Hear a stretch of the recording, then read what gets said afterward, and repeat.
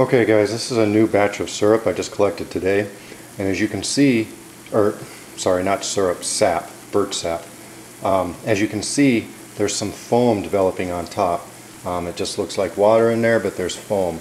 I'm going to skim that foam off. That's just the initial foam, and you can see it kind of dissipating a little bit, but there will be a little bit left over, and that's the stuff I want to get rid of. It must be just like some impurities or something like that, but once you skim it off once, it doesn't come back. So I just wanted to show you that.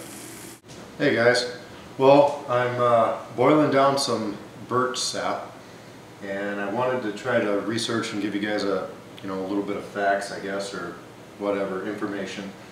And I just got done researching, and they said, this one thing that I read said that maple sap has about 8% sugar, and birch sap has about 1% sugar.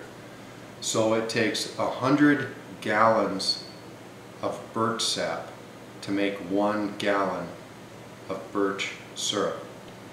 So right now, this is getting pretty close to where I want it to be.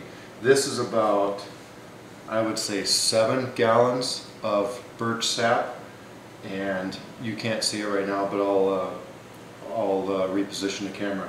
But I mean, it's in this one pot that I've been boiling, and I mean, it's getting really down there.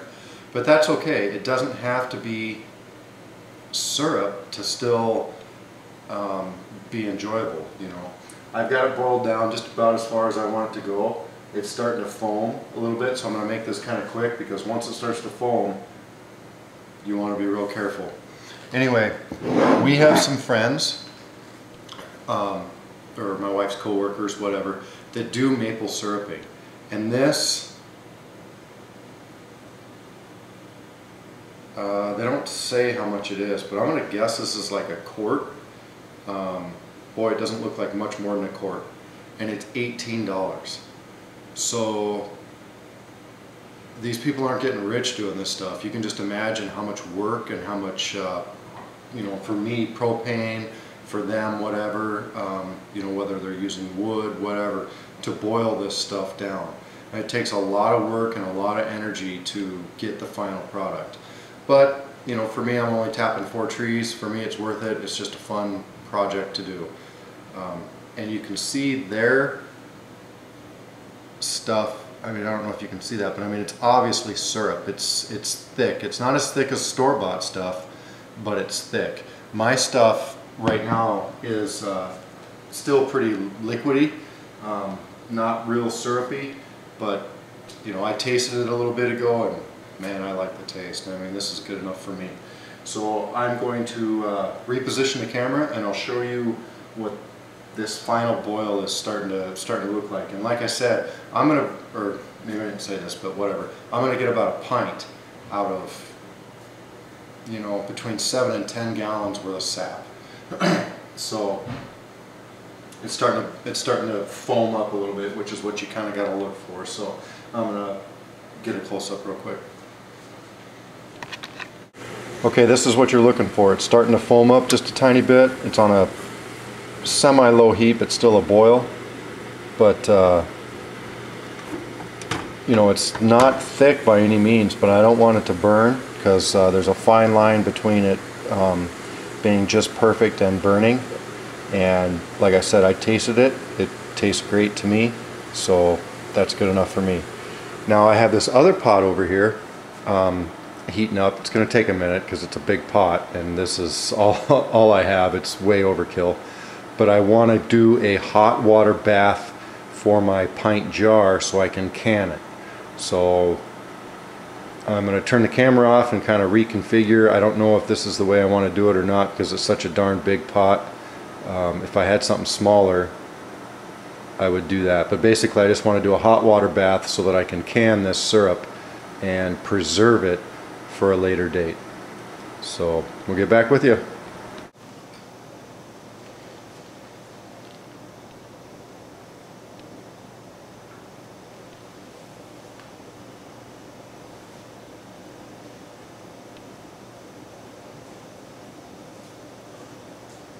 Oh man, wow, I love that taste. Wow.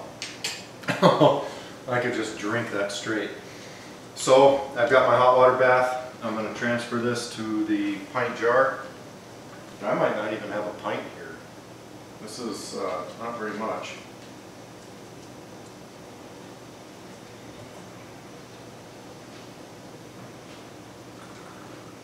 Oh man, I wish I had just a little bit more. I'd like to fill the thing just a little bit more than that. The jar, I like to fill the jar right up to the threads in the jar, but that's all right. I'm going to try to make it work anyway. So we're going to go ahead and close it. It's a new ring. You know, you can research canning or whatever. This is just what I do. And I think that's a used ring, so hang on a second and I'm going to get a new ring. Okay, so I've got a new ring. I'm going to put that on there.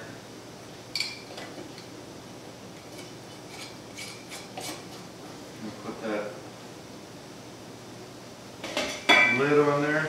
And I'm just going to dump this in this hot water bath. And I don't need to put the lid on it. I'm just going to heat it up. I'm not real precise with this.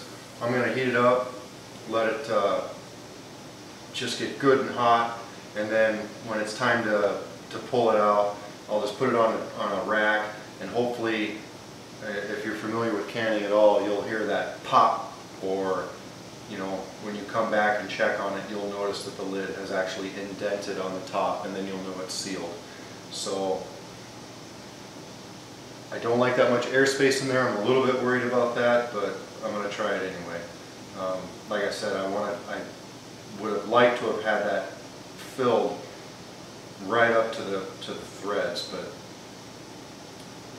I think it'll still work. So when I pull it out and start letting it cool off, I'll get back with you.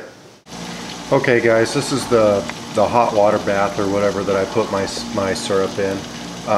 One thing I forgot to mention, and actually I forgot to do until I turned off the camera, was put something between the bottom of the pan and the jar. I put a steamer, you know how like you steam vegetables and stuff.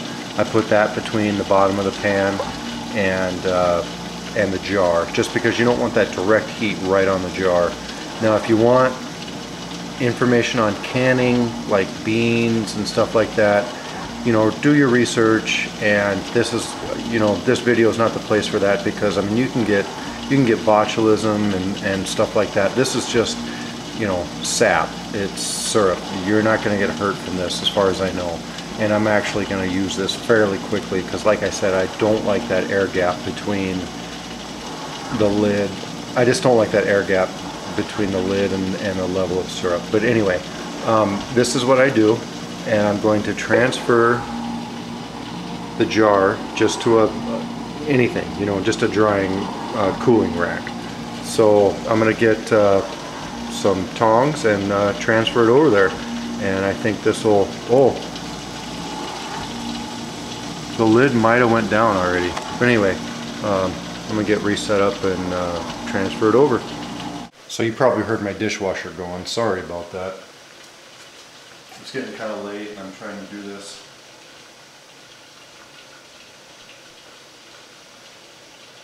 So I'm just transferring it over.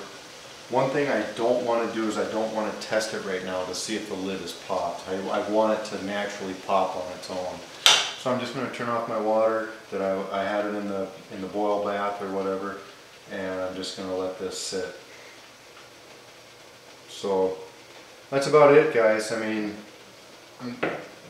this is about it on the series. I mean, it didn't, I'm going to reposition the camera here. Okay, well this is about it. I mean, this is just all I do. I just go out and collect this sap every day and boil it down and store it in the refrigerator, and then collect it the next day and boil it down, and it's just an ongoing process that I just keep doing and doing and doing. And you know, this is probably going to be my last video in this series. If anybody has a question, please feel free to message me on Facebook, or I'm not very good at this Google Plus deal or the YouTube deal, so if I don't get your message there, then I just don't know how to do messages on there. but it doesn't seem like there's a ton of interest in this series. But I do appreciate your views and your comments and stuff like that. So if you have a question, please let me know. When the sap starts to be done running, last year I didn't do anything to the trees. I just pulled my plugs and that was it. The naturalist or whatever that I took the class from, it was from the Minnesota DNR, or it was through the state parks, but she works for the DNR or something. She said that there was varying opinions of whether you needed to plug the tree or whether you didn't need to plug the tree. And I've researched that a little bit on YouTube, and some people say you do, and some people say you don't. Some people are very emphatic that your tree will die if you don't plug it. None of my trees died. They just, I mean, you know, what happens if a widowmaker falls on them and it scrapes it during the spring, scrapes the bark and everything and gets into it. That's kind of the way chaga develops, or is a way that chaga can develop. So I don't think it's that big a deal. This year I may try and whittle down some sort of a stick, probably a birch stick, and then maybe seal it with pine pitch just to see what that does. But like I said, last year I just just pulled the plugs and the trees are fine.